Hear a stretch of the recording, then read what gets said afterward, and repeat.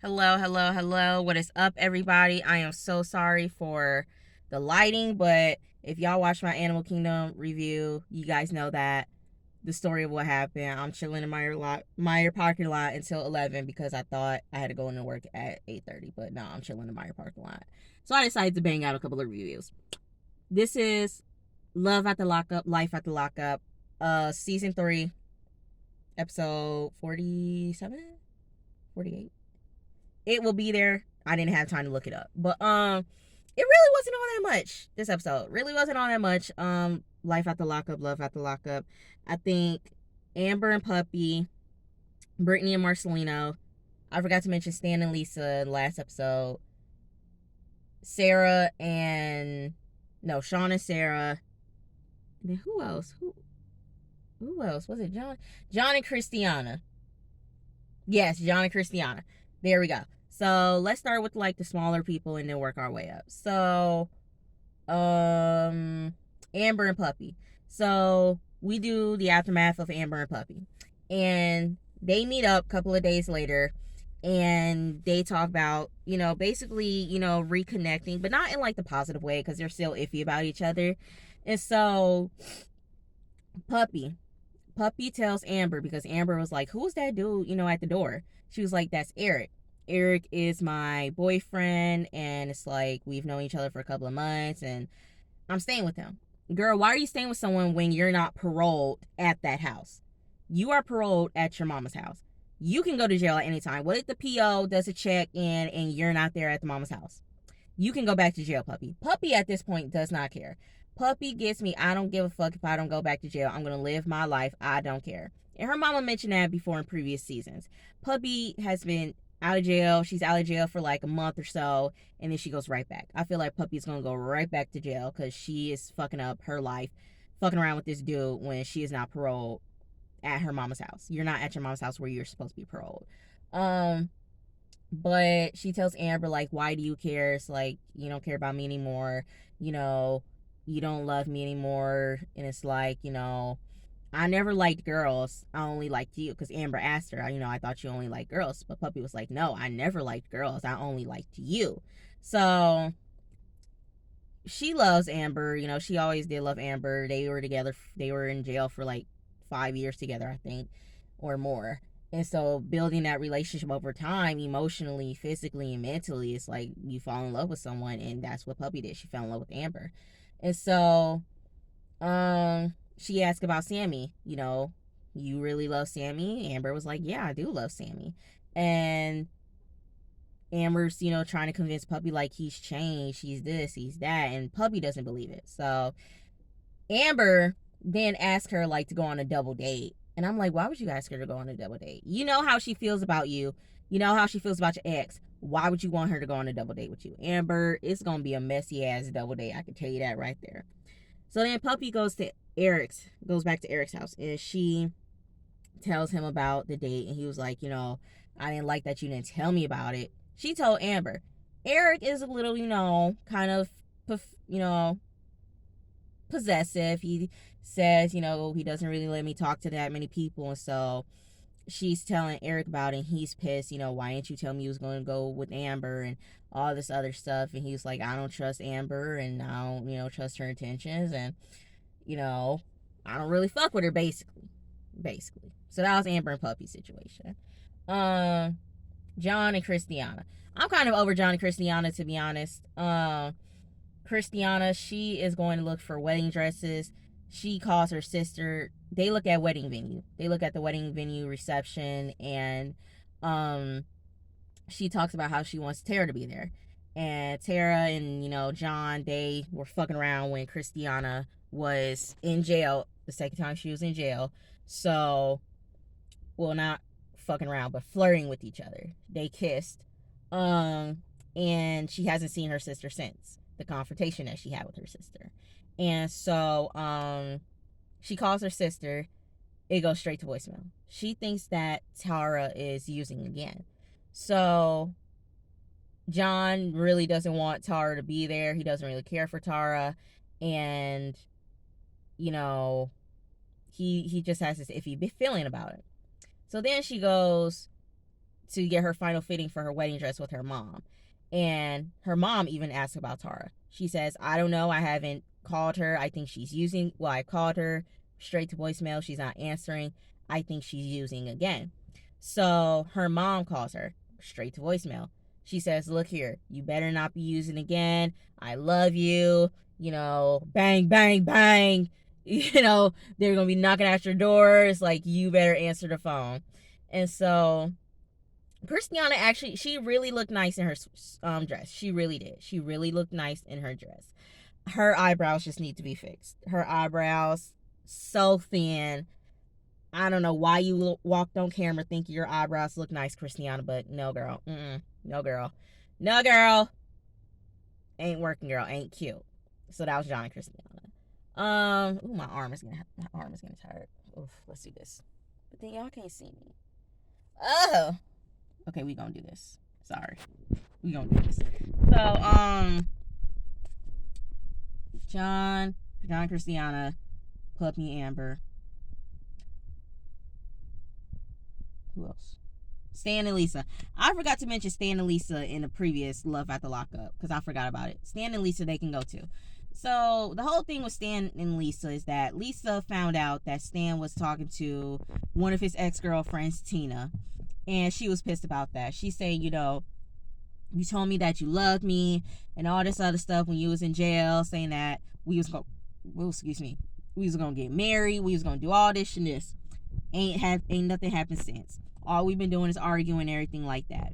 So she suggests they should go to therapy. Okay. And they go to therapy. Basically, she says that I looked in the Bible. She said that you should forgive and forget. I said, girl, what Bible you been looking at? Because I know it wasn't the Old Testament. I know it wasn't the King James versions of the Bible. I know you weren't looking at the Bible. You was probably looking at the Bible scammers, but you wasn't looking at, King James version of the Bible. I know you wasn't reading no damn Bible. Nah, no, Lisa. No, girl. I need Lisa to get a new hairstyle because them braids is looking ugly as hell. They look like they hanging on for dear life. She need to get rid of them damn braids and just get her hair blowed out, whatever, because them braids no girl, they ain't for you. They don't look good on you. I'm sorry, Lisa. They look nasty. They look like ramen noodles up in your hair, girl. I'm so sorry, Lisa. But she wants Stan to get rid of all his pictures of his ex-girlfriends and basically live up to what he was saying when they was in jail and everything like that. Look here, I told y'all should have looked at my Love at the Lockup experience. I had a Love at the Lockup experience. Motherfuckers would tell you anything and everything in jail, but then when they get out, they go right back to the same old person. I told y'all, look at that. I went through it. It is what it is. Fuck that motherfucker. So, basically that's what happened to Stan and Lisa. I really don't care. They can leave. They can go.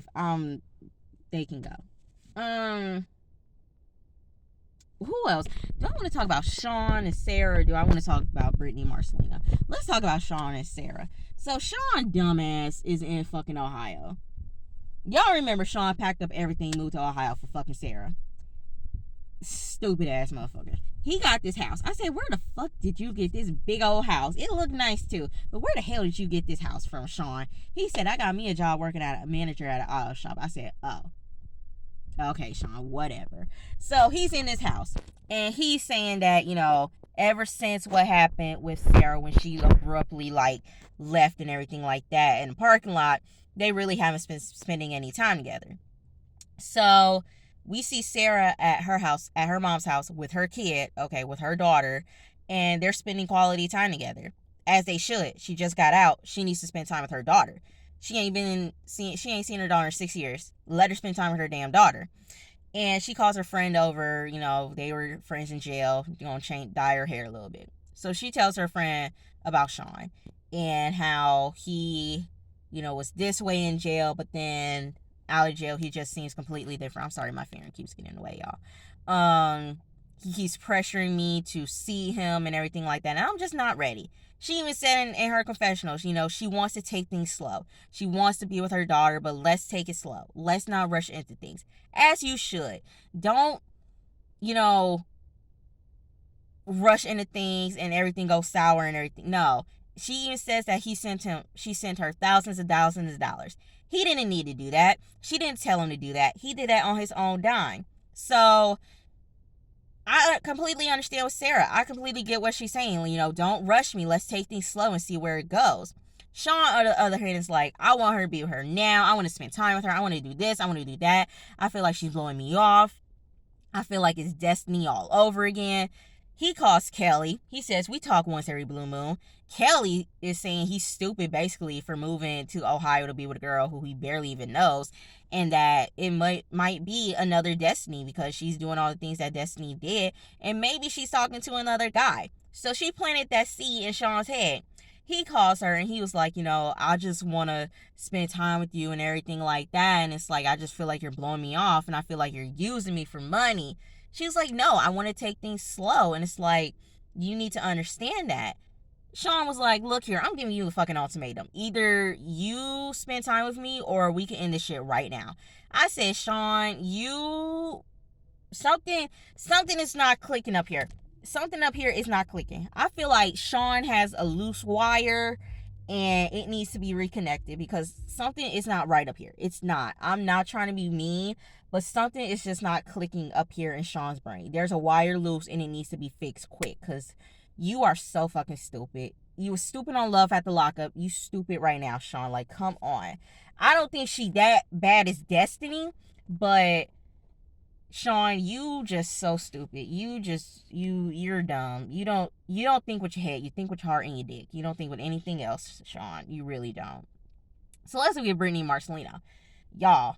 So, sorry. So Marcelino, let me turn on the car. Open the window. I hope I'm not loud so people be looking at shit. So, Marcelino comes home after, what Brittany told him about the money being gone.